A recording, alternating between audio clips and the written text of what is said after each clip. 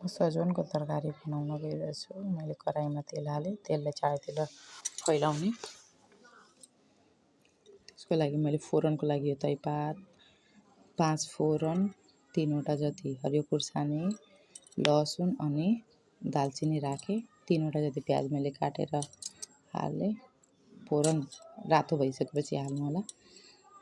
छोपेर एकछिन पकाउनु होला। हिटलाई कम गरेँ। अनि हेर्नु त अलि रातो भइसकेपछि मैले सजना हालेँ। हजुर यसलाई के भन्नुहुन्छ थाहा छैन, हामी त सजन नै भन्छौँ। सजनलाई हालेँ। सजनलाई पनि छोपेर चारैतिर मिसाउने। सजनलाई पनि छोपी एकछिन भुट्ने। हेर्नु त यतिको भुटिसकेपछि स्वादअनुसार नुन हाल्नु होला।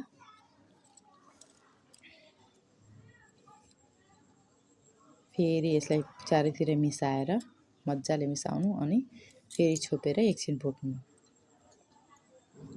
अनि एकछिन भुटिसकेपछि अब मसलाहरू हाल्ने। यति जति मैले मसला लिएछु। मिट मसला छ, हरियो मिट मसला, रातो खुर्सानीको धुलो छ, बेसार छ अनि धनिया पाउडर थियो। 2वटा जति टमाटरलाई हालेँ काटेर।